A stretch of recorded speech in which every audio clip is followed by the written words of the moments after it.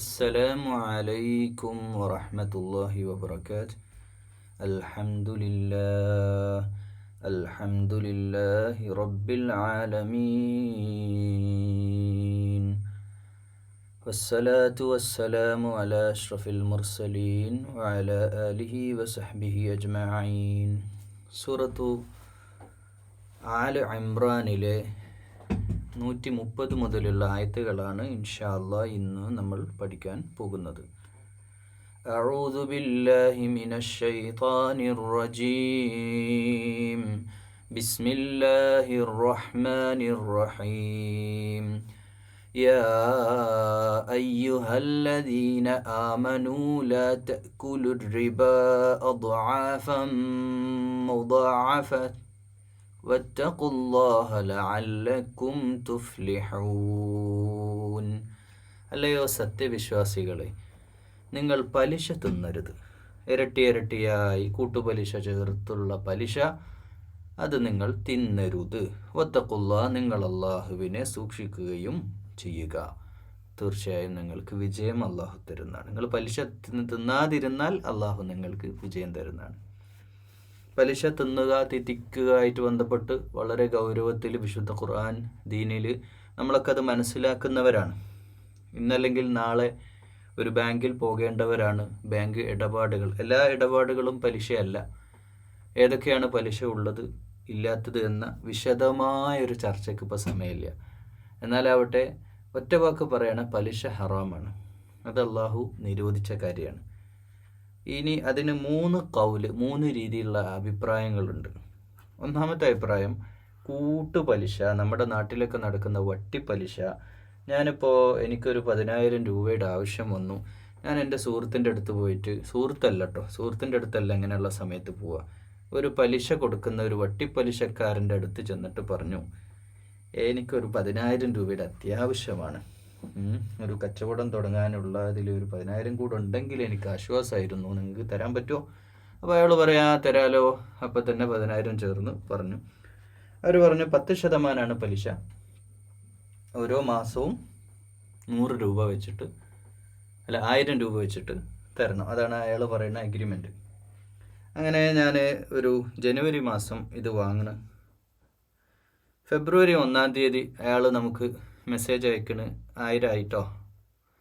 അപ്പം 1000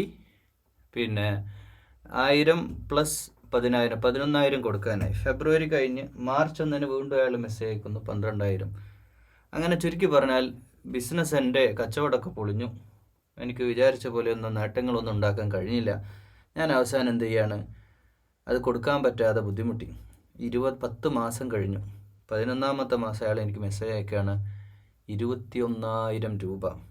അല്ലേ, 10,000-ഉം 10,000 പലിശയും പ്ലസ് 10,000 ഒരു മാസം എക്സ്ട്രാ ആയതുകൊണ്ട് 21,000 രൂപ അടക്കണം. അതാണ് പറഞ്ഞുകൊണ്ടിരിക്കുന്നത്. എനിക്ക് ആ വർഷവും പറ്റിയില്ല.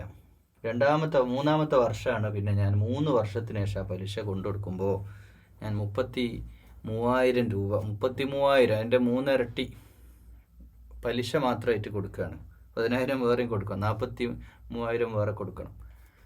ഇതാണ് പലിശ, കൂട്ടുപലിശ എന്ന സംവിധാനം. ഇതാണ് വട്ടിപ്പലിശ. ഇത് ഇസ്ലാം മാത്രമല്ല, മുൻ വേദഗ്രന്ഥങ്ങളൊക്കെ മാത്രമല്ല, എല്ലാ മനുഷ്യരും, മനസ്സുള്ള മനുഷ്യരൊക്കെ, നന്മയുള്ള ഒരാളും ഇതിനെ അനുകൂലിക്കുകയില്ല.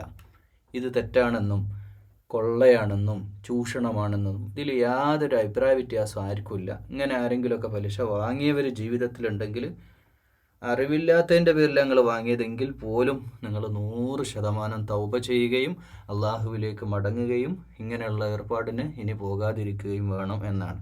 പട്ടിണി കിടന്ന് മരിക്കേണ്ടി വന്നാൽ ഇമ്മാതിരി പലിശയിലേക്ക് നമ്മൾ പോകാൻ പാടില്ല. പിന്നെ വരുന്നത് 2-ാമത്തെ തരം പലിശയാണ്, ബാങ്ക് ലോണുകൾ. ട്രസ്റ്റഡ് ആയിട്ടുള്ള സ്ഥാപനങ്ങളുമായിട്ട് നമ്മൾ നടത്തുന്ന സംവിധാനങ്ങൾ. ഉദാഹരണമായിട്ട് വീടുണ്ടാക്കുക, കാറ് വാങ്ങുക, അതിനൊക്കെയുള്ള പ്രോപ്പർട്ടി ലോൺ, ഇത് ലോൺ എടുക്കുന്നത്. അപ്പോൾ അവർ നിശ്ചിതമായിട്ടുള്ളൊരു പലിശ പറയും, അത് നിശ്ചിതമായിരിക്കും. അപ്പോൾ അതിന് പെർസെൻറ്റേജ് വ്യത്യാസം ഉണ്ടാവും. 7%, 8%, 9%, അങ്ങനെ വ്യത്യാസങ്ങളുണ്ടാവും. ഇങ്ങനെയുള്ളത് ഇൻസ്റ്റാൾമെൻറ്റ്, അത് ആദ്യമേ പറഞ്ഞുറപ്പിക്കുന്ന തുകയാണ്. ഉദാഹരണമായിട്ട് നമ്മൾ ഒരു കാറ് വാങ്ങുന്നതാണ്, 10 ലക്ഷത്തിൻ്റെ കാറ് വാങ്ങാണ്. നമ്മൾ മാസത്തിൽ 15,000 രൂപ വെച്ചിട്ട് അടക്കണം. ഇതിൻ്റെ വില ഇത്രയാണ്. അടവ് തെറ്റിയാൽ കൂടും, തെറ്റുന്നതനുസരിച്ച് കൂടും. അത് തന്നെ നേരത്തെ തന്നെ അടക്കുകയാണെങ്കിലും അല്ലെങ്കിലും ഈ ഒരു എമൗണ്ട് നിങ്ങൾ നിശ്ചിതം കൊടുക്കണം എന്നും. ഇതാണ് രണ്ടാം ഘട്ട നിലപാട് പലിശയുമായിട്ട് ബന്ധപ്പെട്ട്. ഇങ്ങനെയും പണ്ഡിതന്മാർ, ചില സ്കോളേഴ്സ്, ഞാനതിൻ്റെ അദാബിനെ ഭയപ്പെട്ടു, അഥവാ അത് തെറ്റായിരുന്നെങ്കിൽ നാളെ പടച്ചോൻ എന്നോട് ചോദിക്കും എന്ന ഒരൊറ്റ പേടി കൊണ്ട് മാത്രം ഞാൻ അതിനെ അനുകൂലിച്ച് നിങ്ങളോട് പറയുന്നില്ല. പക്ഷേ അനുകൂലിക്കുന്ന പണ്ഡിതന്മാർ ഒരുപാടുണ്ട്. ഒരുപക്ഷെ എൻ്റെ ശബ്ദം കേൾക്കുന്ന പലരും വീട്ടിൽ കാറ് വാങ്ങിയിട്ടുള്ളത് ഈ രീതിയിൽ ബാങ്ക് ഫിനാൻസ് ചെയ്തിട്ടായിരിക്കും. അത് ശരിയാണ്, തെറ്റല്ല, അതിൽ വലിയ തെറ്റൊന്നുമില്ല, അതല്ല ഖുർആൻ പറഞ്ഞ പലിശ എന്ന് വാദിക്കുന്നവരും ഉണ്ട്. ഞാൻ പറഞ്ഞ നിങ്ങൾക്ക് മനസ്സിലായി എന്ന് വിചാരിക്കണം. അതായത് നിങ്ങൾക്ക് വേണമെങ്കിൽ ഇത്തരത്തിലുള്ള ബാങ്ക് ഇടപാടുകൾ നടത്തുകയും അത് നിശ്ചിതമായിട്ട് പറയുന്നത്, അവർ പറയുന്ന ന്യായീകരണം ഇത് നിശ്ചിത എമൗണ്ട് ആണല്ലോ, അത് പിന്നെ കൂടുന്നില്ല, ആ എമൗണ്ട് ആണ് നമ്മൾ മാസത്തിൽ കൊടുക്കേണ്ടത്, ഇൻസ്റ്റാൾമെൻറ്റ് രീതിയാണ് എന്നതാണ്. അപ്പോൾ ഇവിടെ സ്വാഭാവികമായിട്ടും ഈ രണ്ടാമത്തെ ഓപ്ഷൻ നിങ്ങൾക്ക് വേണമെങ്കിൽ 2 നിലപാടെടുക്കാം. ഇത് രണ്ടിനും സാധ്യതകളുണ്ട്. ഒന്ന്, അതും പലിശയാണ് 100%, അതും എങ്ങനെ ബാങ്ക് ലോൺ പലിശ ഇല്ലാതിരിക്കുക, അതുകൊണ്ട് അത് പലിശയാണ്, ഒരിക്കലും അതുമായിട്ട് ബന്ധപ്പെടരുതെന്ന് നിങ്ങൾ പറയാണ്. നിങ്ങൾക്ക് അങ്ങനെ ഒരു നിലപാട്, ഞാനിപ്പോൾ സംസാരിക്കുമ്പോൾ തന്നെ ആ ഒരു നിലപാടുള്ളവരുണ്ടാവും. എങ്കിൽ ഗോ ഹെഡ്. ഏറ്റവും നല്ല അഫ്ളൽ അതാണ്. ഏറ്റവും സൂക്ഷ്മതയുടെ ഏറ്റവും നല്ല എക്സ്ട്രീം ലെവലിൽ ഏറ്റവും അതിസൂക്ഷ്മത തന്നെയാണ്. ഞാനും അതിനെ സപ്പോർട്ട് ചെയ്യണു. മറ്റേതിന് സപ്പോർട്ട് ചെയ്യണില്ല എന്നല്ല, സപ്പോർട്ട് ചെയ്യുന്നു. ഇനി അതല്ല, അടുത്തൊരു വിഭാഗം പറയാണ്, അങ്ങനെയല്ല, പിന്നെ ബാങ്ക് ലോൺ എടുക്കാതെ ഇപ്പോൾ നിങ്ങൾക്ക് 10 ലക്ഷം തന്ന് കാർ എടുക്കാൻ പറ്റുമോ, അതുകൊണ്ട് എനിക്കിപ്പോൾ അത് പറ്റില്ല, എനിക്കൊരു കാർ അത്യാവശ്യമാണ് എന്ന് പറഞ്ഞിട്ട് ഒരാൾ കാർ എടുക്കുകയാണെങ്കിൽ ഞാനതിനെ എതിർക്കണില്ല. എൻ്റെ വ്യക്തിപരമായിട്ട് എൻ്റെ ഒപ്പീനിയൻ, ഞാനതിനെ എതിർക്കുന്നില്ല. പക്ഷേ സൂക്ഷ്മതക്ക് നിങ്ങൾ ഒഴിവാക്കുകയാണ് നല്ലത്, ബെറ്റർ. ഒന്നെങ്കിൽ നിങ്ങൾ ആരുടെയെങ്കിലും കടം വാങ്ങിയിട്ട് ആ കടത്തിന് ഒരു 5 ലക്ഷം രണ്ടാളോട് കടം വാങ്ങിയിട്ട് 10 ലക്ഷത്തിൻ്റെ കാറ് വാങ്ങുക. ഇനി അതല്ലെങ്കിൽ ഏറ്റവും നല്ലത് ഒരു സെക്കൻഡ് കാറ് വാങ്ങുക. അല്ലെങ്കിൽ ആൾട്ടർനേറ്റീവായിട്ടുള്ള പല സംവിധാനങ്ങളുണ്ട്, അതൊക്കെ ഉപയോഗപ്പെടുത്തുക പറഞ്ഞ് ഞാനതിൽ നിന്ന് രക്ഷപ്പെടുകയാണ്. ഞാനൊരിക്കലും അതിൻ്റെ മസൂലിയത്ത് ഏറ്റെടുക്കാൻ, നാളെ പരലോകത്ത് പടച്ചോൻ അഥവാ ഇത് പലിശയാണെന്ന് പറഞ്ഞാൽ അതിൻ്റെ ഉത്തരവാദിത്തം ഏറ്റെടുക്കാൻ എനിക്ക് മനസ്സില്ല. അതുകൊണ്ട് ഞാൻ അതിനെ അനുകൂലിക്കുന്നില്ല. നിങ്ങൾ ഇഷ്ടം പോലെ നിങ്ങൾ ചെയ്തോളൂ എന്നാണ് ഞാൻ പറയുന്നത്. പലിശ എന്നുള്ള അർത്ഥത്തിൽ കൂട്ടുപലിശ എന്ന് പറയുന്നത് നേരത്തെ ആ വട്ടി പലിശ, അതാണ് 100% ഹറാമാക്കിയ പലിശ. ഇത് നിങ്ങൾക്ക് 2 ഒപ്പീനിയൻ ഉണ്ട്. കേരളത്തിലും അങ്ങനെയുള്ള 2 ഒപ്പീനിയൻ ഉണ്ട്.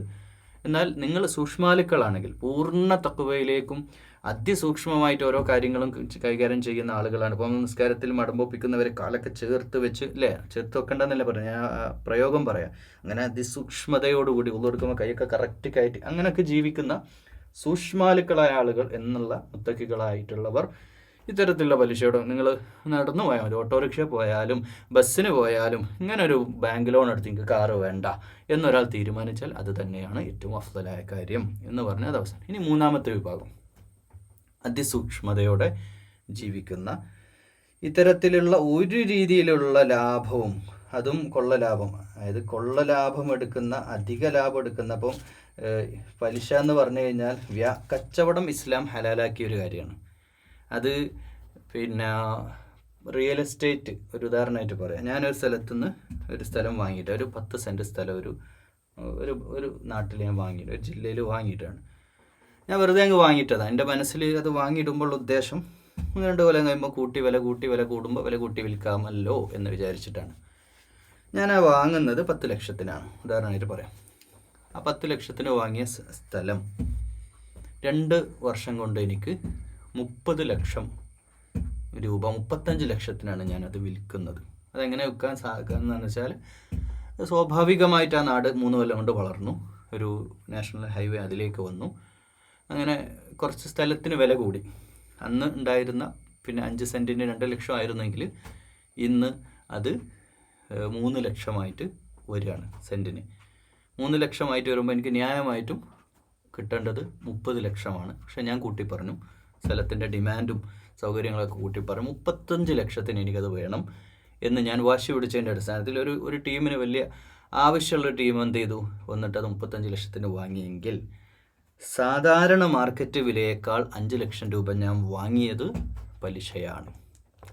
അതാണ് കൊള്ള ലാഭം. ആ കൊള്ള ലാഭത്തെ അവർ തരാൻ ഇഷ്ടമില്ലാതെ അവർ നിർബന്ധിതമായിട്ട് ഒരാളോട് പിടിച്ചു വാങ്ങുന്നതിനെയാണ് അതിനാണ് നമ്മൾ ശരിക്ക് പലിശ എന്ന് പറയുന്നത്. ഇൻട്രസ്റ്റ് എന്നുള്ള ഇംഗ്ലീഷ് വാക്കിനേക്കാൾ അതിനേക്കാൾ മാരകമായിട്ടുള്ള ഭീകരമായിട്ടുള്ള പല പിടിച്ചുപറികളും നമ്മുടെ നാട്ടിൽ നിന്ന്. അങ്ങനെയുള്ള പിടിച്ചുപറികളെയാണ് ഖുർആൻ എതിർത്ത റിബ എന്ന വാക്കിൻ്റെ അർത്ഥം. ആ പിടിച്ചുപറി അള്ളാഫൻ ഇരട്ടിക്കിരട്ടിക്കായിട്ട് നമ്മൾ ഒരാളുടെ ആവശ്യത്തെ ചൂഷണം ചെയ്തുകൊണ്ട് അയാൾക്ക് നമ്മളോട് വല്ലാതെ വിദ്വേഷവും പകയോടുകൂടി അത് തരിക, മനസ്സിൽ യാതൊരു പൊരുത്തവും ഇല്ലാതെ അയാൾ നമുക്ക് സമ്പത്ത് തരിക.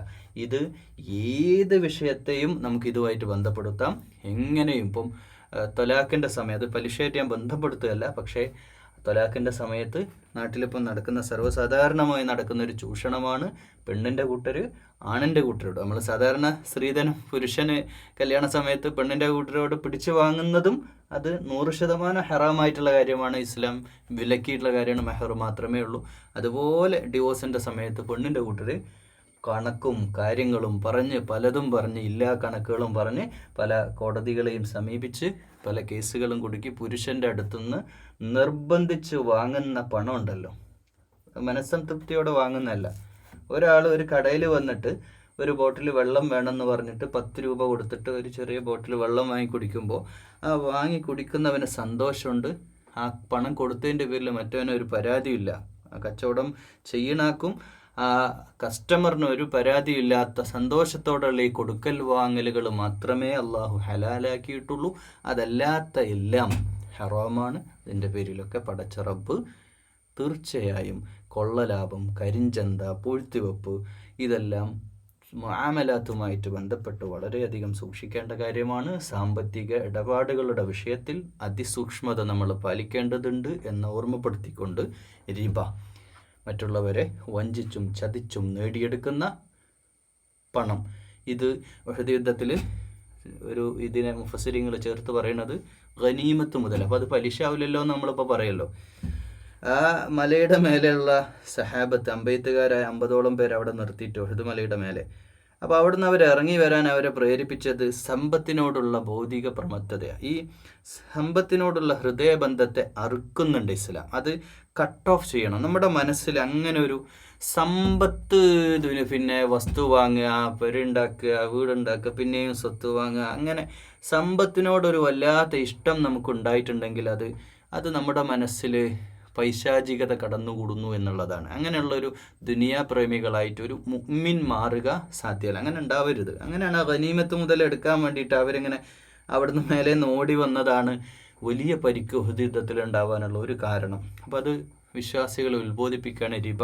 മാത്രമല്ല മദീനയിൽ അങ്ങനെയുള്ള മദീന ഇസ്ലാമികവൽക്കരണം നടന്നുകൊണ്ടിരിക്കണമല്ലോ. അവിടെ ജൂതന്മാരിൽ നിന്ന് വളരെയധികം കൊള്ളപ്പലിശകൾ പിന്നെ വാങ്ങി അവിടുത്തെ കൃഷിയുടെ ആവശ്യങ്ങൾക്ക് വേണ്ടിയിട്ടൊക്കെ കൊള്ളപ്പലിശയിൽ ഇടപാടുകൾ അവിടെ നടന്നിരുന്നു. അപ്പോൾ അതൊക്കെ നിർത്തലാക്കുന്ന വിശ്വാസികളോടുള്ള കൽപ്പനയാണ്. ഇന്നത്തെ കാലത്ത് നമ്മളെയും ഈ എല്ലാം പലിശയുമായിട്ട് ബന്ധപ്പെട്ട് കിടക്കുന്ന ഒരു ലോകവും കാലക്രമത്തിലും നമ്മൾ ജീവിക്കുന്നത്. അതില്ലാതെ പല ഘട്ടങ്ങളിൽ നമുക്ക് ബാങ്കും ഇടപാടുകളുമായിട്ട് മുന്നോട്ട് പോകാൻ സാധിക്കില്ല. എന്നാലും പരമാവധി നമ്മൾ സൂക്ഷിക്കാൻ പറ്റുന്നതിൻ്റെ പരമാവധി നമ്മൾ സൂക്ഷിക്കുക. പിന്നെ പറയാറുണ്ട് ചിലരൊക്കെ നമ്മൾ ചില ഹറാമ് ഹലാലാവും. എങ്ങനെ കള്ളിപ്പോൾ നമുക്ക് ഹലാലാവുമ്പോൾ മരിക്കാൻ കിടക്കുകയാണ്. ഇപ്പം പലിശ വാങ്ങുമ്പോൾ മരിക്കാൻ കിടക്കുന്നല്ലോ, മരിക്കണ ഒരവസ്ഥ ഒന്നും വരണില്ലല്ലോ. പലിശ വാങ്ങിയിട്ട് മരിക്കേണ്ട ആത്മഹത്യ ചെയ്യുന്ന ഒരുപാട് കേസുണ്ട്. അതുകൊണ്ട് നമ്മൾ വാങ്ങാതെ ഒന്ന് നിങ്ങൾ നിന്നോക്ക്. ഞാൻ എൻ്റെ ഒരു എക്സ്പീരിയൻസ് പറയാം. നിങ്ങളൊന്ന് വാങ്ങാതെ നിന്ന് നോക്ക് പലിശ. ഇതങ്ങനെ വാങ്ങാനുള്ള സിറ്റുവേഷൻ വന്നു നിങ്ങളൊരു 6 മാസം കൂടെ ഒന്ന് വെയിറ്റ് ചെയ്യും പ്ലീസ്. ഇതാണ് എൻ്റെ അഡ്വൈസ് ആയിട്ട് പറയാനുള്ളത്. അല്ലെങ്കിൽ 1 വർഷം കൂടെ നിങ്ങൾ വെയിറ്റ് ചെയ്യും. ലഅല്ലക്കും തുഫ്ലിഹൂൻ. നിങ്ങൾക്ക് അള്ളാഹു വഴി കാണിച്ചു തരും ഇൻഷാ അല്ലാഹ്. നിങ്ങൾ വെയിറ്റ് ചെയ്ത് നോക്കി സൂപ്പർ ആയി. واتقوا النار التي أعدت للكافرين. എന്നിട്ട് പറയുന്ന കാര്യം, നിങ്ങൾ ഇനി റിബ വാങ്ങാനും, റിബ പറയുമ്പോൾ ഞാൻ പറഞ്ഞ 2 ഒപ്പീനിയനും 3 ഒപ്പീനിയനും മനസ്സിൽ വെക്കണം. മറ്റുള്ളവരെ ചതിച്ചിട്ട് നേടുന്ന പണം അതേതായാലും, അത് അനന്തരസ്വത്ത് ഊരിവെക്കുന്ന വിഷയത്തിലായാലും അതൊക്കെ റിബയിൽ അതിനെ നമ്മൾ ഉൾച്ചേർത്തുകൊണ്ട് തന്നെ സംസാരിക്കണം. അനർഹമായി നേടുന്ന അവിഹിത ധന സമ്പാദന മാർഗ രീതികളൊക്കെ അതൊക്കെ തീയിലേക്ക്, അതും സത്യനിഷേധികൾക്ക്, അങ്ങനെ കാഫിറുകൾക്കുള്ള തീ എന്ന് പറഞ്ഞാൽ ചില്ലറ തീയല്ല. നരകം എന്ന് പറഞ്ഞാൽ എല്ലാം തീയുള്ള സ്ഥലമല്ല. അപ്പോൾ മാത്രമുള്ള കത്തിക്കാളുന്ന നരകത്തിൽ കഠിനമായ ശിക്ഷ ലഭിക്കുന്ന കാഫിറുകളുടെ നരകശിക്ഷയാണ് ഇങ്ങനെ ഹറാമായ മറ്റുള്ളവരുടെ അവകാശങ്ങളെ വകവെക്കാതെ നമ്മൾ പിടിച്ചു വാങ്ങുന്ന സമ്പത്ത് കൊണ്ട് നമ്മൾ നേടിയെടുക്കുന്ന, നമ്മളുണ്ടാക്കുന്ന സാമ്രാജ്യം, അത് നാളെ നരകത്തിലുള്ള കാഫിറുകൾക്ക് തയ്യാറാക്കപ്പെട്ട നരകശിക്ഷയാണ് എന്ന കാര്യം കരുതിയിരിക്കുക. وَأَطِيعُوا اللَّهَ وَالرَّسُولَ لَعَلَّكُمْ تُرْحَمُونَ. അള്ളാഹിൻ്റെ ദൂതനനുസരിക്കുക, അള്ളാഹുവിനെ അനുസരിക്കുക, അഥവാ റസൂലിനെ അനുസരിക്കുക. ലഅല്ലക്കും തുർഹമൂൻ. അവരനുസരിച്ചില്ല ഉഹദ് യുദ്ധത്തിൽ. അവരോട് പറഞ്ഞ അമ്പെയ്ത്തുകാരോട് നിങ്ങൾ ഒരു കാരണവശാലും ഇറങ്ങി വരരുത്, അവിടെ നിൽക്കണം. യുദ്ധതന്ത്രജ്ഞനും കൂടിയാണ് റസൂൽ സല്ലല്ലാഹു അലൈഹി വസല്ലം, അള്ളാഹിൻ്റെ കൽപ്പന ഉള്ളതുമാണ്. എന്നിട്ട് അവരവിടെ നിന്ന് ഇറങ്ങി വന്നു, യുദ്ധം ജയിച്ചു. ഉഹദ് യുദ്ധത്തിൻ്റെ ആദ്യഘട്ടത്തിൽ മുസ്ലിങ്ങൾ ജയിക്കുന്നുണ്ട്, വിശ്വാസികൾ വിജയിക്കുന്നുണ്ട്. പക്ഷേ അത് പിന്നെ ഖാലിദ് ബിൻ വലീദ് റളിയല്ലാഹു അൻഹുവിൻ്റെ പിന്നീടുള്ള പിന്നിലൂടെയുള്ള ആക്രമണം, ഖാലിദ് റളിയല്ലാഹു അൻഹു ഇസ്ലാം സ്വീകരിച്ചിട്ടില്ല ഉഹദ് യുദ്ധത്തിൽ. ഉഹദ് യുദ്ധത്തിലാണ് ഹംസ റളിയല്ലാഹു അൻഹു മരണപ്പെടുന്നത്, അഥവാ ഷഹീദാകുന്നത്. ഹംസ റളിയല്ലാഹു അൻഹുവും ഖാലിദ് റളിയല്ലാഹു അൻഹുവും നാളെ ഇൻഷാ അല്ലാഹ് സ്വർഗ്ഗത്തിൽ വെച്ച് കണ്ടുമുട്ടുമ്പോഴുള്ള സുന്ദരമായ ആ ചരിത്രം അറിയുന്നവർക്ക് എന്ത് രസമായിരിക്കും അത്. ആ ഒരു മൊമെൻ്റ് നിങ്ങൾ ആലോചിച്ച് നോക്കൂ. ആ സന്ദർഭത്തിലായിരിക്കും ഇൻഷാ അല്ലാഹ് വഹ്ഷിയും സ്വർഗ്ഗത്തിലാവുകയാണെങ്കിൽ അവർ ചേർന്ന് 3 പേരും കൂടിയിരുന്ന് സ്വർഗ്ഗത്തിലിരുന്ന് റസൂലുള്ളാഹി സ്വല്ലല്ലാഹു അലൈഹി വസല്ലമയുടെ കൂടെ ചേർന്നിരിക്കുമ്പോണ്ടാവുന്ന അവരുടെ ചർച്ച എന്തായിരിക്കും എന്ന് ആലോചിച്ച് നോക്കൂ. മനോഹരമായിരിക്കൂലേ. വസാരിഊ ഇലാ മഗ്ഫിറതിൻ മിർ റബ്ബിക്കും വജന്നത്തിൻ അർദുഹാ അസ്സമാവാതു വൽ അർളു ഉഇദ്ദത് ലിൽ മുത്തഖീൻ. നിങ്ങൾ എന്ത് ചെയ്യുക? സാരിഊ, നിങ്ങളെന്ത് ചെയ്യുക? നിങ്ങൾ മുന്നേറുക. നമ്മൾ പറയില്ല മലയാളത്തിൽ അടിച്ചു കയറി വാന്ന് പറയില്ല, അങ്ങനെ അടിച്ചു കയറി വരിക. ഇലാ മഗ്ഫിറ, പാപമോചനത്തിലേക്ക്. അള്ളാഹു നമ്മുടെ പാപങ്ങൾ പുറത്തു തരണമെങ്കിൽ അതിന് നമ്മൾ തേടണം, അതിലേക്കുള്ള യാത്ര ചെയ്യണം.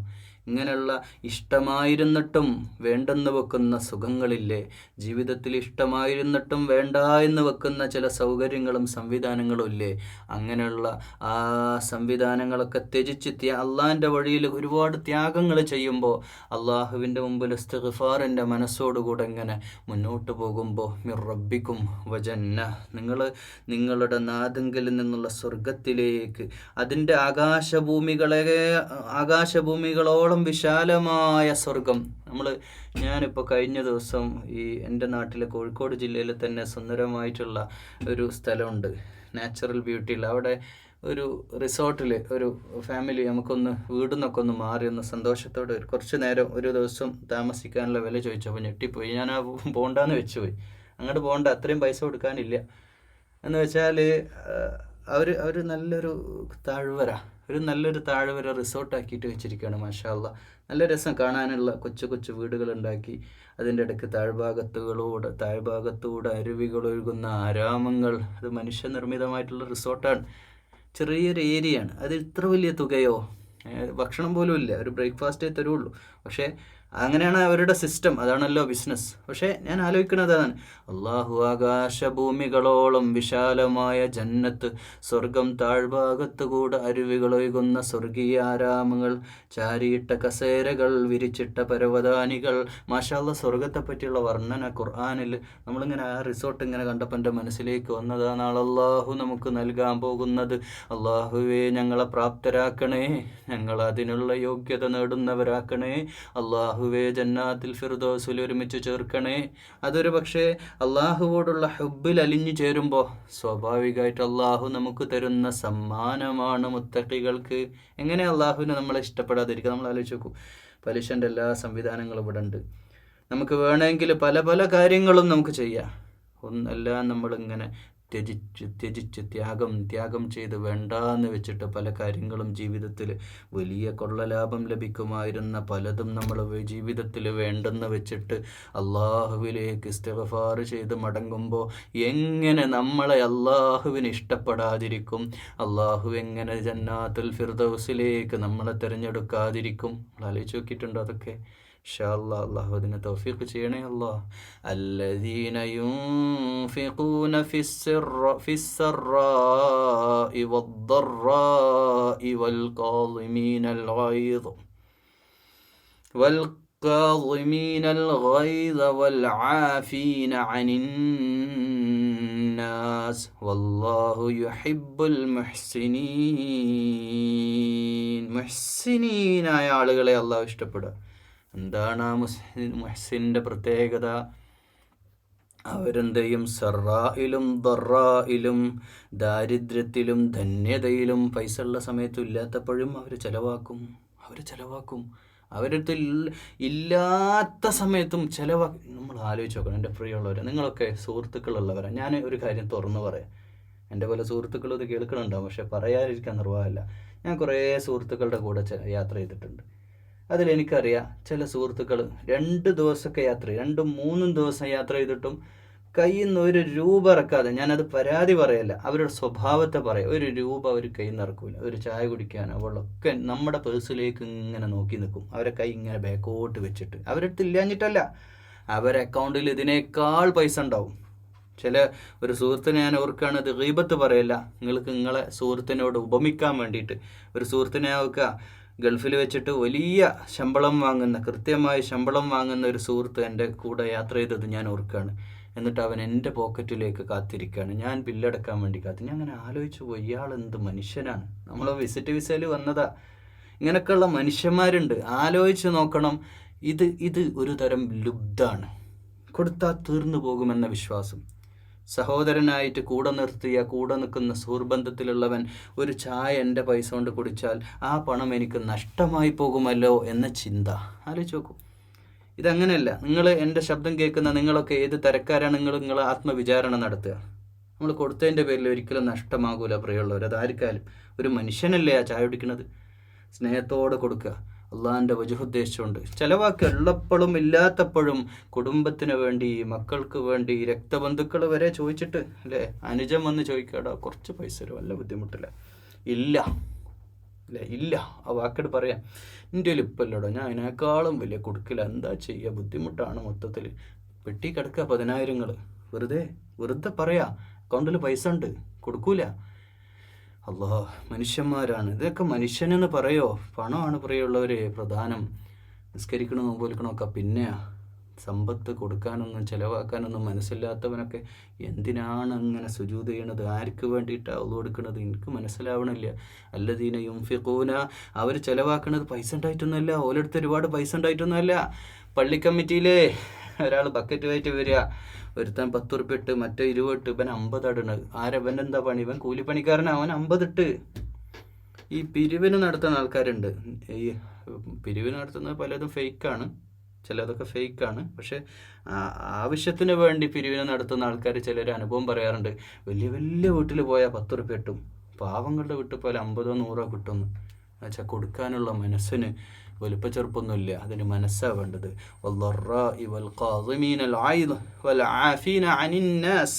അതുപോലെ ജനങ്ങൾക്ക് അഫ്വ ചെയ്യാൻ, ജനങ്ങൾക്ക് വിട്ടുവീഴ്ച കാണിക്കാൻ, ഈ അഫ്വ ചെയ്യാന്നുള്ള സ്വഭാവം ഉണ്ടല്ലോ, അതൊക്കെ പറയാൻ കുറച്ചൊന്നും അല്ലല്ലോ. നമുക്ക് ഈ ഖുർആൻ ക്ലാസ് ഒന്നും മതിയാവില്ല. ജീവിതത്തിൽ അഫ്വ അള്ളാഹിൻ്റെ വലിയൊരു സിഫത്താണ്, അള്ളാഹിൻ്റെ വലിയൊരു വിശേഷണമാണ് അഫ്വ ചെയ്യാൻ. അള്ളാഹ് നമുക്ക് അഫ്വ ചെയ്യണ്ടേ? നമ്മൾ അള്ളാഹുവിനോട് ഇങ്ങനെ അള്ളാഹ് വിട്ടുവീഴ്ച ചെയ്തറിനെ പുറത്തറിനെ അള്ളാഹ് പറ്റിപ്പോയി നമ്മളിങ്ങനെ പറയും. പക്ഷെ നമ്മളോട് ആരെങ്കിലും എന്തെങ്കിലും ദ്രോഹം ചെയ്താലോ? സ്വാഭാവികമാണ്, ജീവിതമാണ്. ഒരാളും ബോധപൂർവം ചെയ്യണമെന്നല്ല ദ്രോഹം എന്നുള്ളത്. ബോധപൂർവം ചെയ്യുകയാണെങ്കിൽ അയാളുടെ ഭാഗത്തുനിന്ന് ചിന്തിക്കുമ്പോൾ അതിൽ ശരി ഉണ്ടാവും. നമ്മളോടൊരു തെറ്റൊരാൾ ചെയ്തു, ശരിയാണ്, പക്ഷെ ഒരു ഗത്യന്തരമില്ലാത്ത അവസ്ഥയിൽ അയാൾ ചെയ്തതാണ്. നമ്മളത് വിട്ടുവീഴ്ച ചെയ്തു കൊടുക്കുക.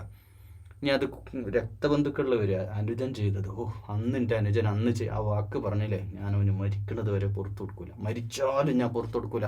ഇതൊക്കെ പറയുന്നത് വലിയ തെറ്റായ വാക്കുകളാണ്. ഇതൊന്നും ഒരു മുഅ്മിൻ പറയേണ്ട വാക്കല്ല. നമ്മളത് ചില ദുർബല നിമിഷത്തിൽ അങ്ങനെയൊക്കെ പറഞ്ഞു പോകും. പ്രിയമുള്ളവരെ, നമ്മളെ ദ്രോഹിച്ചവരില്ലേ, നമ്മൾ അധിക്ഷേപിച്ചവരില്ലേ, നമുക്കെതിരെ ഗീബത്തുമായി പറഞ്ഞു നടന്നവരില്ലേ, നമുക്കെതിരെ ചളിവാരി എറിഞ്ഞവരില്ലേ, നമ്മളെ താഴ്ത്തി കെട്ടിയവരില്ലേ, നമുക്കെതിരെ വിമർശനങ്ങളുടെ ക്രൂരമ്പുകൾ കൊണ്ട് നടന്നവരില്ലേ. ഇതൊക്കെ ഉണ്ടാവും. ഇത് ജീവിതമാണ്. അതൊക്കെ പുറത്തു കൊടുക്കുക. മനുഷ്യരെ മനുഷ്യരായിട്ട് കാണുക. ഖബറിലേക്ക് വെക്കുന്നതോടെ തീരുന്ന ജീവിതമാ, അത്രയേ ഉള്ളൂ, അതിലപ്പുറമില്ല. മരണത്തോടെ തീർന്നു. മർജായക, നമ്മൾ മരിച്ചു പോകും. അതുപോലെ നമ്മൾ മണ്ണിൽ കൊണ്ടുപോയി വെക്കുന്നതോടെ തീർന്ന ജീവിതമാ നമ്മൾ വിട്ടുകൊടുക്കുക. ദിക്റു മഹാസിന മൗത്താക്കുന്നതാണ്. മരണപ്പെട്ടവരെ നിങ്ങൾ നന്മകൾ ഓർക്കുക, അവരുടെ നന്മകൾ ഓർക്കുക. അതന്നെ എപ്പോഴും നമ്മൾ നല്ലതെടുക്കുക. നമ്മളെപ്പറ്റി ഒരാൾ എന്തേലും മോശം പറഞ്ഞ് നമ്മൾ അറിഞ്ഞു, പോട്ടെ, അയാളെ പിന്നെ നമ്മൾ കാണുമ്പോൾ പോട്ടെ എന്ന് വെക്കാൻ, വിട്ടുകൊടുക്കാൻ, വിട്ടുവീഴ്ച ചെയ്യാൻ, ഇതൊക്കെ പുറത്തുള്ളവരെ കാര്യമല്ല. ഇനി നമ്മളെ വീട്ടിൽ നമ്മുടെ മക്കളൊരു തെറ്റ് ചെയ്തു, പോട്ടെ എന്ന് വെക്കാൻ, അല്ലേ, അത് പോട്ടെ, പാവല്ലേ, വിട്ടുകൊടുക്കാൻ. രക്തബന്ധുക്കൾ, മാതാപിതാക്കൾ, ഭാര്യ തെറ്റ് ചെയ്തു, വലിയ വലിയ പ്രശ്നങ്ങളിലൊക്കെ ഇടപെട്ടു, വലിയ പ്രശ്നങ്ങളുണ്ടായി, ഡിവോഴ്സ് ഉണ്ടായി, പിരിയേണ്ടി വന്നു, പരസ്പരം ചളിവാരി എറിഞ്ഞു.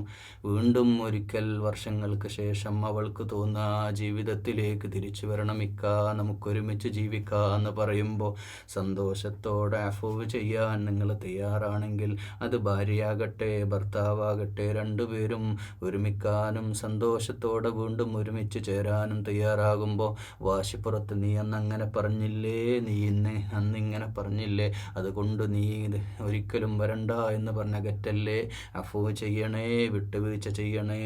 ലോകത്തെ സകല ജനങ്ങളോടും വിട്ടുവീഴ്ചയുടെ മുഖമാണ് വിശുദ്ധ ഇസ്ലാം. ദാരിദ്ര്യത്തിലും പണം ചെലവഴിക്കുക, വിട്ടുവീഴ്ചയുടെ അവസാന വാക്കായി നമ്മൾ മാറുക. വല്ലാഹു യുഹിബ്ബുൽ മുഹ്സിനീൻ.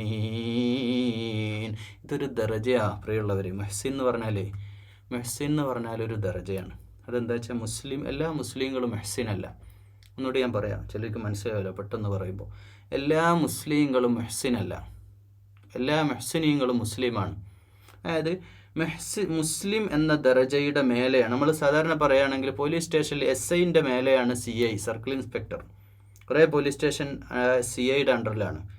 ഒരു പോലീസ് സ്റ്റേഷൻ്റെ ചാർജാണ് SHO, സ്റ്റേഷൻ ഹെഡ് ഓഫീസറിന് ഉണ്ടാവുക. അപ്പോൾ ഹൗസ് ഓഫീസർ. അപ്പോൾ ഒരു പോലീസ് സ്റ്റേഷൻ്റെ ചാർജുള്ള ആളും കുറേ പോലീസ് സ്റ്റേഷൻ്റെ ചാർജുള്ള CIയും തമ്മിൽ ആ വ്യത്യാസം, ആ ഡെസിഗ്നേഷനിലുള്ള പദവിയിലുള്ള വ്യത്യാസങ്ങൾക്ക് മനസ്സിലായില്ലേ? ഒരു വാർഡ് മെമ്പറും ഒരു ജില്ലാ പഞ്ചായത്ത് മെമ്പറും അല്ലെങ്കിൽ ഒരു MLAയും തമ്മിലുള്ള വ്യത്യാസം മനസ്സിലായില്ലേ? അതുപോലുള്ള ദറജകൾ മന്ത്രിയുണ്ട്, ഇല്ലേ? അങ്ങനെയുള്ള ദറജയിൽ പെട്ട ഒരു ദറജയാ മുഹ്സിൻ. അപ്പോൾ ഏറ്റവും താഴെയുള്ളൊരു ദറജയാ മുസ്ലിം. അതെല്ലാവർക്കും ആവാം. ഒരു സിറ്റിസൺ എന്ന് പറയില്ല, നമ്മൾ പൗരത്വം ലഭിക്കാറില്ലേ? പൗരത്വം ലഭിച്ച പോലെ എല്ലാ മനുഷ്യന്മാരും മുസ്ലിമാണ്. പക്ഷെ മുസ്ലിം എന്നുള്ള ദറജയെ നല്ല പൗരനായി ഒരു ചെറിയ ഒരു പഞ്ചായത്ത് മെമ്പറുടെ സ്ഥാനത്തേക്ക് നമ്മളൊന്ന് മാറ്റി ആലോചിച്ച് നോക്കുക. അങ്ങനെ മുഹ്സിൻ എന്ന് പറഞ്ഞ ഒരു വലിയ ദറജയാണ്. അത് ആ മുഹ്സിനീങ്ങളുടെ കൂട്ടത്തിൽപ്പെട്ട ആളുകൾ ജനങ്ങളോട് വിട്ടുവീഴ്ച കാണിക്കാനും സമ്പത്തില്ലാത്തപ്പോഴൊക്കെ എല്ലാവരെയും സഹായിക്കാനുള്ള നന്മ മനസ്സുള്ള ആളിനെയാണ് മുഹ്സിനാവുക.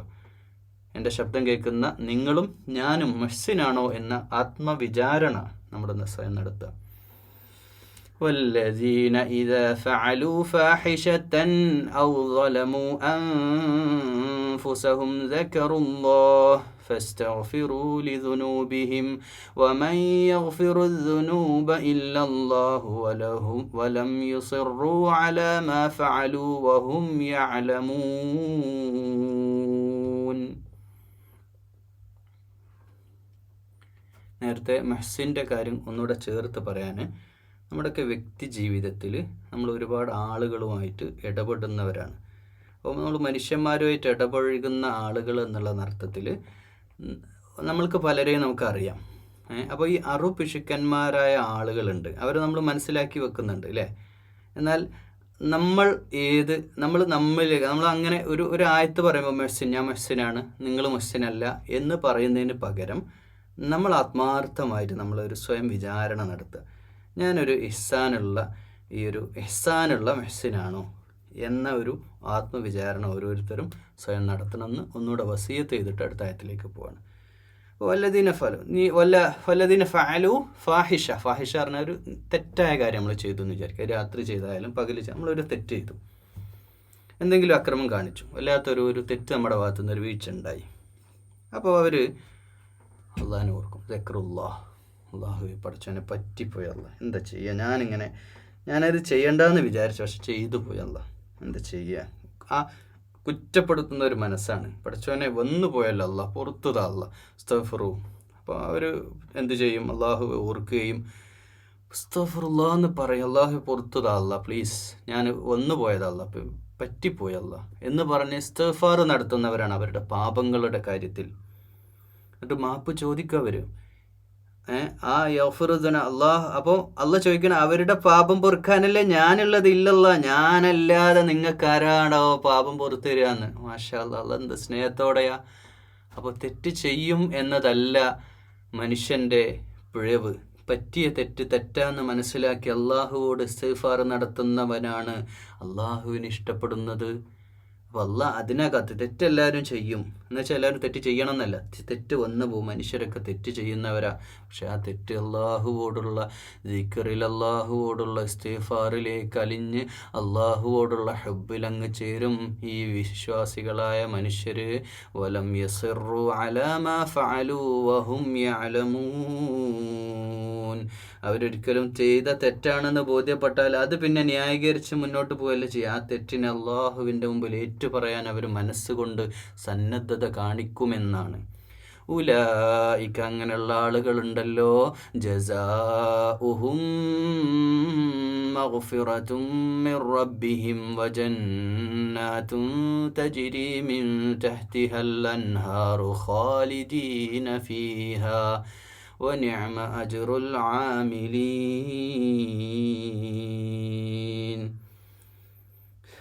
എന്നാൽ ഈ ആമിലീങ്ങളായിട്ടുള്ള ആളുകളുണ്ടല്ലോ, ഈ ആലിമീങ്ങളല്ല, ആലിമീങ്ങളൊന്നും സ്വർഗത്ത് പോകുന്ന കാര്യം പറഞ്ഞില്ല കേട്ടോ. ഞാനിപ്പോൾ നിങ്ങളോട് ക്ലാസ് എടുക്കുന്ന ആൾ, ഞാൻ വലിയ പണ്ഡിതനാന്ന് ഞാൻ വിചാരിച്ചിട്ടൊന്നും കാര്യമില്ല. നമ്മൾ ആമല് ചെയ്യാതെ നമ്മളാരും സ്വർഗത്ത് കിടക്കാൻ പോകണില്ല. ആമല് ചെയ്യണം, അമലല്ലത്. ഈ വാക്കുകൾ നോക്കൂ, ഇത് അമല് ആമിലീന്നല്ല, ആലിമീന്നല്ല, അമല് ആമിലീന്നാണ്. അത് രണ്ടും വ്യത്യാസമുണ്ട്. ഇൽമും അമലും. അറിവുണ്ടായ പോരാ, അറിവിനെ കർമ്മപദത്തിൽ കൊണ്ടുവരാത്തോടത്തോളം നമ്മളാരും സ്വർഗത്തിൽ പ്രവേശിക്കുകയില്ല, അള്ളാഹിൻ്റെ ഇഷ്ടം നേടുമില്ല. എന്നാൽ ഇങ്ങനെയുള്ള അമലുകൾ ചെയ്യുന്ന, ജീവിതത്തിൽ പ്രയാസഘട്ടത്തിലും സമ്പന്നതയിലും ദാനം ചെയ്യുന്നവർ, മറ്റുള്ളവർക്ക് വിട്ടുവീഴ്ച ചെയ്യുന്നവർ, മുഹ്സിനീങ്ങളായിട്ട് അള്ളാഹിൻ്റെ ജീവിതത്തിൽ, അള്ളാഹിൻ്റെ ഭൂമിയിൽ നല്ല മനുഷ്യരായി ജീവിക്കുന്നവരില്ലേ, തെറ്റ് ചെയ്യുമ്പോൾ തന്നെ അള്ളാഹുവോടുള്ള ഇസ്തിഗ്ഫാറിൽ ചേർന്ന് നിന്ന് പ്രാർത്ഥിക്കുന്ന തൗബയുടെ ഇസ്തിഗ്ഫാറിൻ്റെ മനസ്സുള്ള മനുഷ്യരില്ലേ, അവർക്ക് അള്ളാഹു ജസാഉഹും, അവർക്കുള്ള പ്രതിഫലം ഒന്ന് പാപമോചനാണ്. തെറ്റിന്ന് ഒഴിവാക്കിയാണ്, പാപത്തിന്ന് മോചിക്കാന്ന് സ്വർഗത്തിലെത്തി എന്നാണ്. നരകത്തിൽ നിന്ന് അവർ രക്ഷപ്പെട്ടു എന്നുള്ള മഗ്ഫിറത്ത് ലഭിക്കുക എന്നുള്ളതാണ്. ഇത് വലിയ കാര്യമാണ്, മഗ്ഫിറത്ത് ഒരാൾക്ക് കിട്ടുക എന്നുള്ളത്. അല്ല പൂർത്ത്, അല്ല നിങ്ങളെ ക്ലിയറാക്കി, നിങ്ങളെ ഫിത്രത്തിലേക്ക് നിങ്ങളെ മടക്കിയല്ല, നിങ്ങളെ തെറ്റില്ലാത്ത മനുഷ്യനാക്കി എന്നുള്ളതാണ്. മിർ റബ്ബിഹിം, പിന്നെ റബ്ബിൻ്റെ അടുക്കൽ ജന്നാത്തുൻ. ഞാൻ പറഞ്ഞില്ലേ, റിസോർട്ടിന് എത്ര വിലയാ നാട്ടിൽ. ചെറിയൊരു റിസോർട്ടിൽ ഒരു ദിവസം താമസിക്കാൻ എത്ര വലിയ ചാർജ് കൊടുക്കണം. വജന്നാത്തുൻ തജ്രി മിൻ തഹ്തിഹൽ അൻഹാർ, താഴ്ഭാഗങ്ങളിലൂടെ ഒരു പുഴയല്ല, ഒരുപാട് അരുവികൾ ഒഴുകുന്ന ആരാമങ്ങളെ അള്ളാഹു അവർക്ക് നൽകുന്നതാണ്. മാത്രമല്ല അവർക്കുള്ള ഏറ്റവും വലിയ 10 കൊല്ലത്തേക്ക് ഗോൾഡൻ വിസ UAE നടക്കുമ്പോൾ പലയിടത്തും ഈ ഗോൾഡൻ വിസ വന്നു 10 വർഷത്തേക്ക്. ഇത് ഗോൾഡൻ അല്ല, അതിനേക്കാളും വിലമതിപ്പുള്ള കാലാകാലത്തേക്കുള്ളൊരു വിസ. ജീവിതകാലം മുഴുവൻ മരണമില്ലാത്ത ഒരു ലോകത്ത് ആസ്വാദനങ്ങൾ ആസ്വദിച്ചാൽ അസ്തമിക്കാത്ത സുന്ദരമായ സ്വർഗപ്രപഞ്ചത്തിൽ വനിഅമ അജ്റുൽ ആമിലീൻ, അങ്ങനെയുള്ള സുഹൃതവാന്മാരായ സൽക്കർമ്മികൾക്കുള്ള പ്രതിഫലം എത്ര മഹത്തരമാണ്. ആ നിഅമത്ത് എത്ര പ്രതിഫലത്തോടെ അള്ളാഹു നൽകുന്നതാ. അള്ളാഹുവിൻ്റെ ഇഷ്ടമാ, അള്ളാഹു നൽകും ഇഷ്ടപ്പെട്ടവർക്ക്. അള്ളാഹിൻ്റെ മുഹ്സിനീങ്ങളിൽ അള്ളാഹുവെ ഞങ്ങളെ ഉൾപ്പെടുത്തണേ അള്ളാഹ്. ഖദ് ഖലത് മിൻ ഖബ്ലികും സുനനും ഫസീറൂ ഫിൽ അർളി ഫൻദുറൂ കൈഫ കാന ആഖിബത്തുൽ മുകദ്ദിബീൻ. ഒരുപാട് സഞ്ചാരങ്ങൾ, ട്രാവൽ ചെയ്യുന്നവരാ നമ്മൾ, ഒരുപാട് യാത്ര ചെയ്യുന്നവരല്ലേ. നിങ്ങളങ്ങ് യാത്ര ചെയ്യണം. ഇന്ത്യയിൽ മാത്രമല്ല പുറം രാജ്യങ്ങളിലേക്കും യാത്ര ചെയ്യണം. ഒരുപാട് യാത്രകൾ ചെയ്യുക.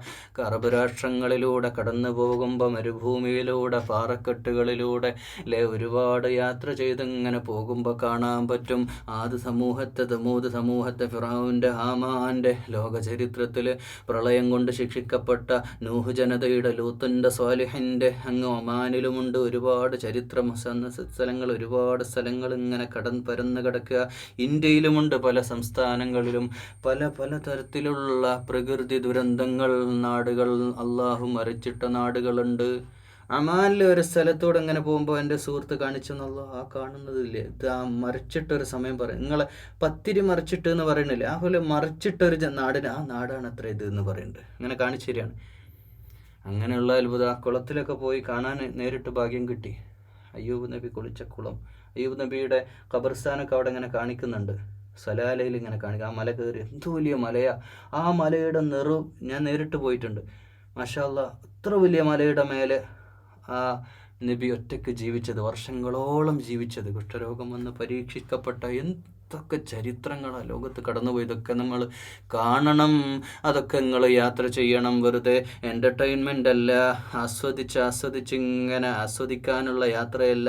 കശ്മീർ പോകുന്ന പോലെയല്ല, കശ്മീരിൽ പോകണ്ടെന്നല്ല, കശ്മീരിൽ പോകുമ്പോൾ എൻ്റെ സുഹൃത്ത് പറഞ്ഞു, കശ്മീർ യാത്രയില്ല.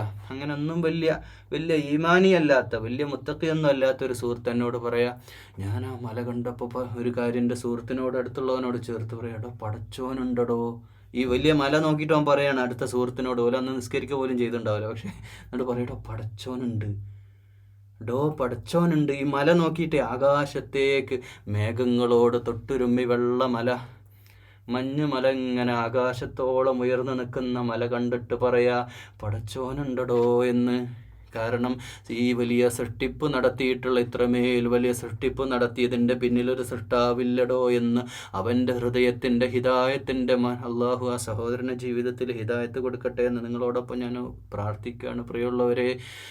അതുകൊണ്ട് യാത്ര ചെയ്യുക, യാത്രകൾ മനോഹരം. ഇനി യാത്ര ചെയ്യാനൊക്കെ ബുദ്ധിമുട്ടുള്ള ഒരു വലിയൊരു TV വാങ്ങുക, സ്മാർട്ട് TV, വലിയൊരു TV. നമ്മൾ എന്തൊക്കെ കാര്യത്തിന് അനാവശ്യമായിട്ട് പൈസ ചിലവാക്കുന്നുണ്ട്. യാത്ര ചെയ്യാനുള്ള മോഡേൺ ടെക്നോളജി, വലിയ അല്ലെ പ്രോജക്ടറോ വലിയ TV കിട്ടും നമുക്ക്, സ്മാർട്ട് TV. അതിലൊക്കെ നിങ്ങൾ ഈ 4K വീഡിയോസ്, നല്ല 8K വീഡിയോ, നല്ല ഹൈ ക്വാളിറ്റിയിലുള്ള വീഡിയോസ്, ലോകത്തുള്ള യാത്ര ചെയ്തിട്ടുള്ള, അത് നേരിട്ട് പോകുന്നതിൻ്റെ എക്സ്പീരിയൻസ് ആവില്ല, എന്നാലും പ്രായമായ ആളുകൾക്കൊക്കെ പരിമിതി ഉണ്ട് ഇങ്ങനെയൊക്കെ പോകാൻ. അതിലൂടെ നമുക്ക് ഒരുപാട് കാഴ്ചകൾ, നേരിട്ട് യാത്ര ചെയ്ത പോലെ പ്രപഞ്ചത്തിൻ്റെ സംവിധാനങ്ങളെ അള്ളാഹു സൃഷ്ടിച്ചു വെച്ചത്, എർത്ത് എന്ന് പറഞ്ഞിട്ടുള്ള വീഡിയോ ഉണ്ട്. എന്തൊക്കെ മനോഹരമായി ഈ പ്രപഞ്ചത്ര കിടക്കണ്. ഒരു മനുഷ്യൻ്റെ ജീവിതം മുഴുവൻ യാത്ര ചെയ്താലും കണ്ടു തീർക്കാൻ കഴിയുമോ? ഇല്ല. അപ്പോൾ അതൊക്കെ നോക്കിയിട്ട് നമ്മൾ കൈഫ കാന ആഖിബത്തുൽ മുകദ്ദിബീൻ, ഈ കളവാക്കുന്നവരുടെ ആഖിബത്ത് എന്തായിരുന്നു, അവരുടെ അവസാന കാലം, അവരുടെ പര്യവസാനം എങ്ങനെയാണെന്ന് നിങ്ങളൊന്ന് കണ്ടറിഞ്ഞു നോക്കുക. അപ്പോൾ പരലോകത്തെ കളവാക്കി താൻ തോന്നിയായിട്ട് ഹവയിൽ ജീവിച്ചവരെ എൻ്റെ ശരി എന്ന് പറഞ്ഞ് മുസ്ലിമായിട്ട് പോലും അള്ളാൻ്റെ ദീന് വിലക്കിയിട്ട് തോന്നിയ പോലെ ജീവിക്കുന്നവരൊക്കെ മനസ്സിലാക്കുക, നിങ്ങളുടെയൊക്കെ അവസാനം അത്ര സുഖകരമായിരിക്കില്ല കേട്ടോ. അവസാനം നിങ്ങളെ അള്ളാഹു പിടിക്കുന്നതാ, ആദ്യം ഇങ്ങനെ കയറൂരി വിടും. നിങ്ങൾ ഏതുവരെ പോകുന്ന അള്ളാഹ്ക്കറിയണം. അത് രണ്ടോട്ടൊരു കേട്ടോ. പരീക്ഷണങ്ങൾ തരുമ്പോൾ നമ്മുടെ ജീവിതത്തിൽ അള്ളാഹ് തന്നെ നോക്കണത്, നിങ്ങൾ ഏതുവരെ പോകുന്നു. ബുദ്ധിമുട്ട് അള്ളാഹ് ഒരുപാട് തരും, കഷ്ടപ്പെടുത്തും ജീവിതത്തിൽ. പരീക്ഷണങ്ങളുടെ മേലെ പരീക്ഷണം ഇങ്ങനെ തരും. വിശ്വാസികൾക്കും ഈമാനുള്ളവർക്കും സുജൂദ് ചെയ്യുന്നവർക്കും ഖുർആൻ്റെ അഹ്ലുകാർക്കും പ്രവാചകന്മാർക്കും അടക്കം അതൊന്നും ഒഴിവല്ല, അതങ്ങനെ തരും. എന്നിട്ട് അള്ളാഹ് നോക്കുക, നീ ഏതുവരെ പോകുന്നു, നിൻ്റെ കളി എത്രത്തോളം, നീ എൻ്റെ വഴിയിൽ നിന്ന് മാറി സഞ്ചരിക്കുന്ന ഘട്ടം വരുമോ എന്ന് വരെ അള്ളാഹ് നോക്കിക്കൊണ്ടിരിക്കുന്നത്. ഹാദാ ബയാനുൽ ലിന്നാസി വഹുദൻ വമൗഇദത്തുൽ ലിൽമുത്തഖീൻ. ഇവിടെയുള്ള അള്ളാഹിൻ്റെ ബയാൻ നിങ്ങൾക്ക് കാണാൻ പറ്റും. അത് ആളുകൾക്ക് ഹിദായത്ത് കിട്ടും. വമൗഇദത്തുൽ ലിൽമുത്തഖീൻ, സത്യനിഷേധികളുടെ ഒടുക്കം എങ്ങനെയാണെന്നുള്ളതൊക്കെ നിങ്ങൾ നോക്കിക്കാണുക. അതുപോലെ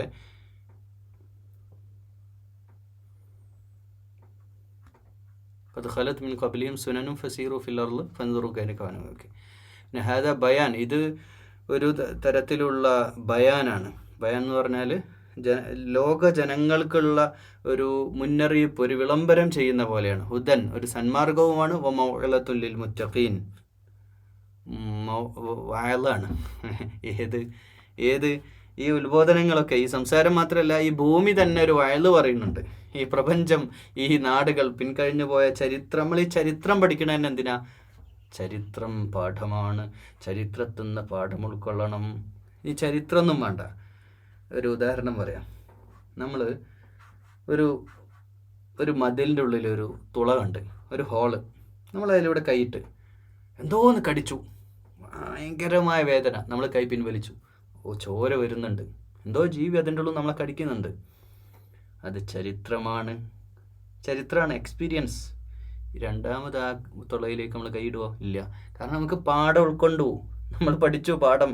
അതുപോലെ ചരിത്രം എന്ന്, അത് കുറച്ച് കഴിഞ്ഞ് പിന്നോട്ടുള്ള ചരിത്രം എടുത്ത് പറയും. നൂറ്റാണ്ടുകളുടെ ചരിത്രം പഠിക്കുന്ന, ചരിത്രത്തിലേക്ക് ഇന്ത്യ ചരിത്രം പഠിക്കുന്നവരെ, ലോക ചരിത്രം പഠിക്കുന്നവരെ, മനുഷ്യ ചരിത്രം പഠിക്കുന്നവരെ, നിങ്ങളൊക്കെ പാഠം ഉൾക്കൊള്ളണം. നിങ്ങളോടുള്ള വയലാണ് ഈ പ്രപഞ്ചം. ഈ പ്രപഞ്ചം തന്നെ ഒരു വയല് പോലെ, മൗഇളത്തുൽ മുത്തഖീൻ, അല്ലാഹനെ സൂക്ഷിച്ച് ജീവിക്കുന്നവർക്ക് ഒരു വലിയ പാഠപുസ്തകം പോലെ ഈ ഭൂമി തന്നെ പരന്നു കിടക്കുന്നുണ്ട്. ഇവിടെ കഴിഞ്ഞു പോയ ആളുകളുടെ ജീവിതങ്ങൾ. അതുകൊണ്ട് തഹിനൂ, ഉഹുദ് യുദ്ധത്തിൽ പെട്ടിട്ട് ഉഹുദ് യുദ്ധത്തിൻ്റെ ശേഷം നിരാശയോട് കൂടിയിരിക്കല്ലേ വിശ്വാസികളെ.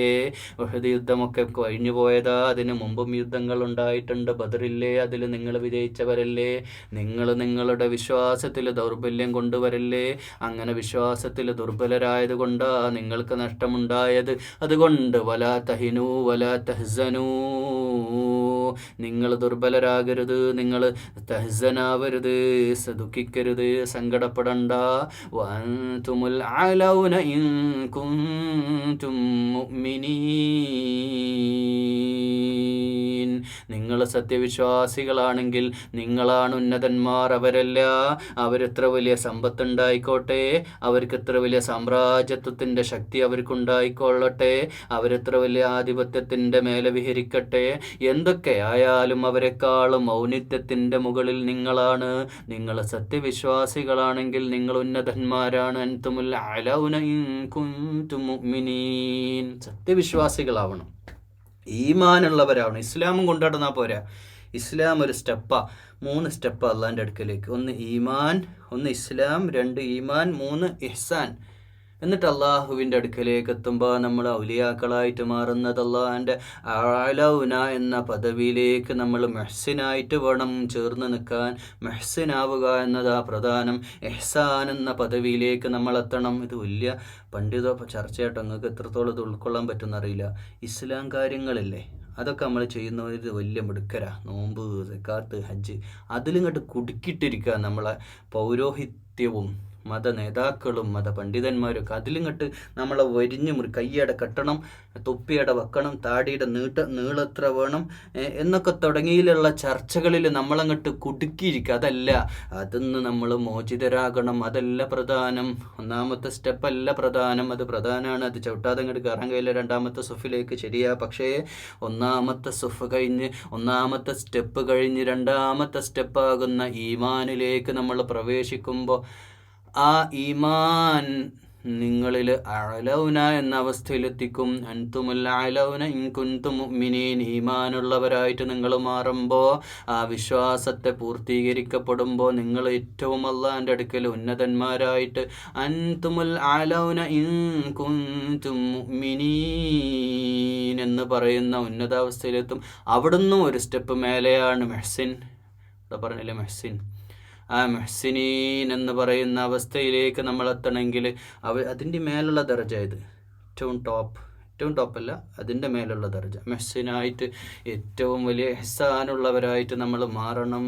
അങ്ങനെ മാറുമ്പോഴാ അള്ളാഹു നമ്മളെ ഇഷ്ടപ്പെടുന്നത്.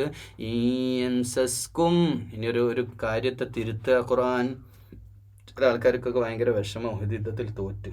നിങ്ങൾ അള്ളാഹിൻ്റെ റസൂലിൻ്റെ ആളുകളായിട്ടും ഞങ്ങൾ അള്ളാഹ് എന്തേ പരാജയപ്പെടുത്തി എന്നൊക്കെ ചില ആളുകൾ സംസാരിക്കാൻ തുടങ്ങി. സഹാബത്തിൻ്റെ കൂട്ടത്തിലും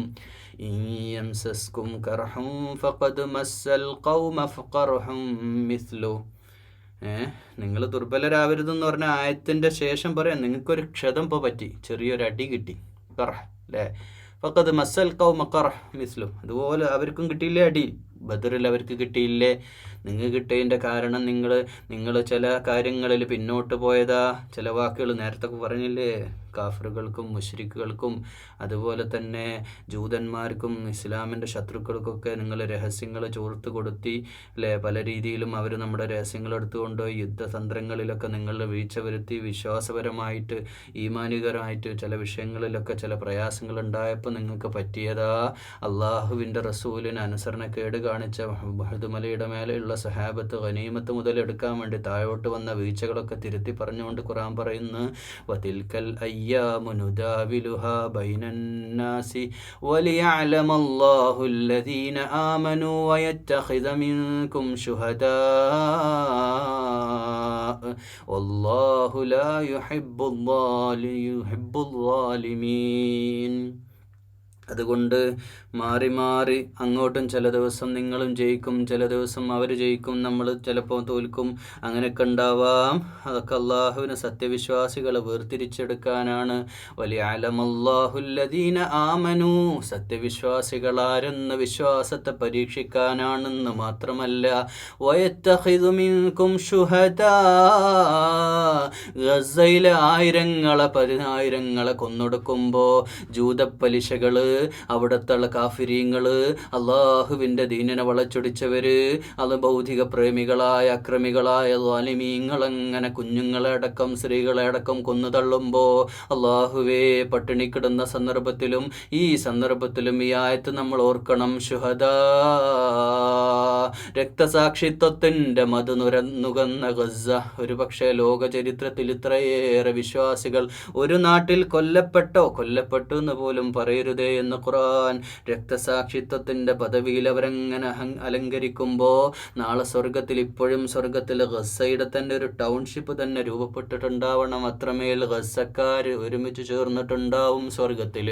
ആ സ്വർഗത്തിലേക്ക് അല്ലാഹുവേ ഞങ്ങളെയും അല്ലാഹുമ്മ അമിത്ന ശുഹദാ.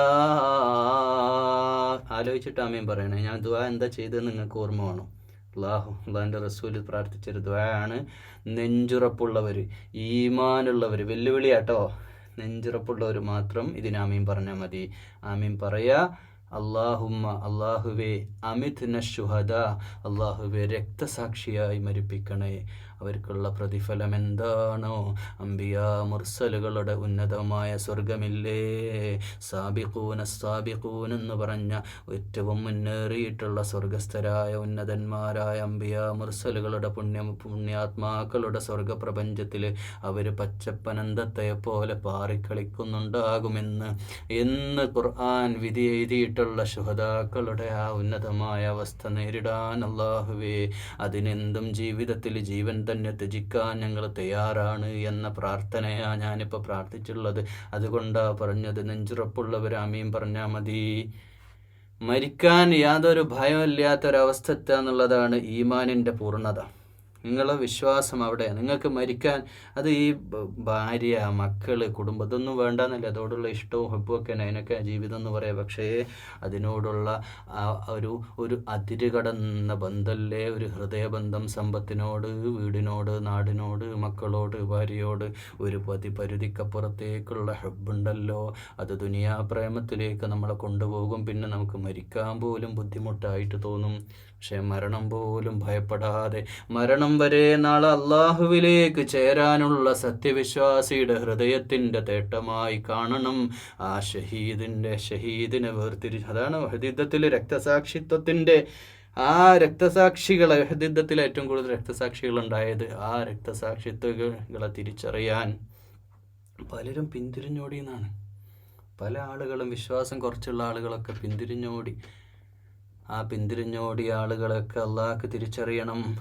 മരണത്തെ മുന്നിൽ കണ്ടിട്ടും മുഹമ്മദ് റസൂലുള്ളയുടെ ശരീരത്തിൽ പോലും പല്ല് പൊട്ടി രക്തം വന്നത് യുദ്ധം. അത്രമേൽ ഈ വലിയ ഭീകരമായ അവസ്ഥ ഉണ്ടായിരുന്നിട്ട് പോലിട്ടും ചില സഹാബത്ത് നബിയെ ഇങ്ങോട്ട് വളഞ്ഞു നിന്നിട്ട് ഞങ്ങളുടെയൊക്കെ ജീവനെടുത്താലല്ലാതെ ഞങ്ങളുടെ ഹബീബിൻ്റെ മേലെ തൊടാൻ പറ്റൂല എന്ന് കുഫാറിൻ്റെ കൂട്ടത്തോട് ഉറക്കെ പ്രഖ്യാപിച്ചുകൊണ്ട് വാളുമായിട്ട് പരിചയമായി നിന്ന സഹാബത്തില്ലേ. ഏതോ ഏത് പ്രതിസന്ധികളിലും ജീവിതത്തിൽ അള്ളാഹുവിൻ്റെ ദീനിനു വേണ്ടി പടപൊരുതിയ ആ ശുഹദാക്കളില്ലേ പ്രിയമുള്ളവരെ, നമ്മുടെ ഈമാനും അവരുടെ ഈമാനുമൊക്കെ തുലനം ചെയ്യാൻ പോലും പറ്റില്ലല്ലോ. വല്ലാഹു ലാ യുഹിബ്ബുൽ ളാലിമീൻ. അക്രമികളായ ജനതയെ അള്ളാഹു ഒരിക്കലും ഇഷ്ടപ്പെടൂല. അള്ളാഹു മുഹ്സിനീങ്ങളെ ഇഷ്ടപ്പെടുന്നു, അള്ളാഹു മുഅ്മിനീങ്ങളെ ഇഷ്ടപ്പെടുന്നു. അള്ളാഹിൻ്റെ മാർഗത്തിൽ ജീവൻ ത്യാഗം ചെയ്യാൻ, സമ്പത്ത് ത്യാഗം ചെയ്യാൻ, ജീവിതം മുഴുവൻ അള്ളാഹിൻ്റെ വഴിയിൽ ത്യാഗം ചെയ്യാൻ തയ്യാറുള്ള സത്യവിശ്വാസികളെ അള്ളാഹു ഇഷ്ടപ്പെടുന്നു. അള്ളാഹുവേ, ഞങ്ങളെ അങ്ങനെ ആ ഒരു യഥാർത്ഥ വിശ്വാസത്തിൻ്റെ പാതയിലേക്ക് ഞങ്ങളെ നയിക്കണേ അല്ലാ. അള്ളാഹുവേ, രക്തസാക്ഷികളാക്കണേ അല്ലാ. ജീവിതത്തിൽ അങ്ങനെ ഒരു അവസരം നീ നൽകുകയാണെങ്കിൽ അള്ളാഹുവേ, ഞങ്ങളെ തയ്യാറാ റബ്ബേ, നിന്റെ ദീനിൻ്റെ വഴിയിൽ ഈമാനോടെ മൗത്താകാൻ തൗഫീഖ് ചെയ്യണേ അല്ലാ. സത്യത്തിന് വേണ്ടി, ധർമ്മത്തിന് വേണ്ടി, നീതിക്ക് വേണ്ടി സാക്ഷ്യം വഹിക്കാൻ അള്ളാഹുവേ തൗഫീഖ് ചെയ്യണേ റബ്ബേ. ഞങ്ങളുടെ അമലുകൾ നന്നാക്കി തരണേ അല്ലാ. ഈമാൻ പൂർത്തിയാക്കണേ അല്ലാ. അള്ളാഹുവേ, നാളെ സ്വർഗത്തിൽ ഞങ്ങളെയും ചേർക്കണേ അല്ലാ. ഞങ്ങളെ പാപങ്ങളല്ല പുറത്തു തരണേ അല്ലാ. സമ്പത്ത് ചെലവഴിക്കാനുള്ള മനസ്സ് തരണേ അല്ലാ. സമ്പത്ത് ഹറാമായ ഒന്നും ഞങ്ങളുടെ ജീവിതത്തിൽ എത്തിക്കല്ലേ അല്ലാ. ഹൃദയം പൊട്ടി പ്രാർത്ഥിക്കാ റബ്ബേ, സ്വീകരിക്കണേ അല്ലാ. ഞങ്ങളുടെ ദുആ നീ തള്ളല്ലേ അല്ലാ. ഹറാമായ ഒരു രൂപ പോലും ഞങ്ങളുടെ ജീവിതത്തിലേക്ക് എത്തിക്കല്ലേ അല്ലാ. അള്ളാഹുവേ, ഞങ്ങളെ നീ സ്വീകരിക്കണേ അല്ലാ. നിന്റെ ഈമാനുള്ള വിശ്വാസികളിൽ ഞങ്ങളെ ചേർക്കണേ അല്ലാ. അള്ളാഹുവേ, പലിശയുമായി ബന്ധപ്പെട്ടുള്ള ഈ റിബ എന്ന് പറയുന്ന കൂട്ടുപലിശയില്ലേ, മറ്റുള്ളവരുടെ അവകാശങ്ങൾ വകവെക്കാതെ പിടിച്ചു വാങ്ങുന്ന സമ്പത്തില്ലേ, അള്ളാഹുവേ, ഞങ്ങളെ അങ്ങനെയുള്ള സമ്പത്ത് ഞങ്ങളുടെ കൈകളിൽ എത്തിക്കല്ലേ അല്ലാ.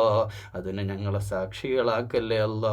ജീവിതത്തിൽ അങ്ങനെയുള്ള ഒരു സംവിധാനത്തിലും ഞങ്ങളെ കൊണ്ടുപോകല്ലേ അല്ലാ. ഞങ്ങൾക്ക് ഈമാൻ നൽകണേ അല്ലാ. അങ്ങനെയുള്ള പലിശ ഇടപാടുകളിലേക്ക് ജീവിതത്തിൽ ഞങ്ങളഥവാ ആ സ്ഥാപനത്തിൻ്റെ സ്റ്റെപ്പിലെത്തിയാലും എന്തെങ്കിലും കാരണം പറഞ്ഞ് ഞങ്ങളെ മുടക്കണേ അല്ലാ, കാക്കണേ അല്ലാ. അള്ളാഹുവേ, ഞങ്ങൾക്ക് കഴിയൂല റബ്ബേ, ഞങ്ങളുടെ ദുർബലമായ ഈമാൻ വെച്ചുകൊണ്ട് ഈ ദീനുമായി മുന്നോട്ട് പോകാൻ ഞങ്ങൾക്ക് കഴിയില്ല. നിന്റെ സഹായം കൂടാതെ ഞങ്ങളെ നീ കാക്കണേ അല്ലാ. ഞങ്ങളെ വഴികേടിലാക്കല്ലേ അല്ലാ. ഖുർആന്റെ അഹ്ലുകാരാക്കണേ അല്ലാ. അള്ളാഹുവേ, ജീവിതത്തിൽ ഒരുപാട് സന്ദർഭങ്ങളിൽ അള്ളാഹുവേ, പലപ്പോഴും വന്നു പോയിട്ടുള്ള തെറ്റുകൾ അള്ളാഹുവേ പുറത്തു മാപ്പാക്കണേ അല്ലാ. അള്ളാഹുവേ, ഞങ്ങളുടെ ദുആ കബൂൽ ചെയ്യണേ അല്ലാ. ഞങ്ങളുടെ അമലുകൾ സ്വീകരിക്കണേ അല്ലാ. അള്ളാഹുവേ, ആലിമീങ്ങളാക്കണേ അല്ലാ, ആമിലീങ്ങളാക്കണേ അല്ലാ, മുഹ്സിനീങ്ങളാക്കണേ അല്ലാ, മുഅ്മിനീങ്ങളാക്കണേ അല്ലാ. അല്ലാഹുമ്മ ഗ്ഫിർ ലിൽ മുഅ്മിനീന വൽ മുഅ്മിനാത്ത് വൽ മുസ്ലിമീന വൽ മുസ്ലിമാത്ത് والأحياء منهم والأموات إنك مجيب الدعوات يا قاضي الحاجات. اللهم ربنا أجرنا من النار. اللهم رب ارحمهما كما ربيانا صغيرا. اللهم رب زدنا علما نافعا وعملا متقبلا ورزقا حلالا طيبا. اللهم ربنا آتنا في الدنيا حسنة وفي الآخرة حسنة وقنا عذاب النار. اللهم ربنا تقبل منا يا رب العالمين. وآخر دعوانا الحمد لله رب العالمين. السلام عليكم ورحمة الله.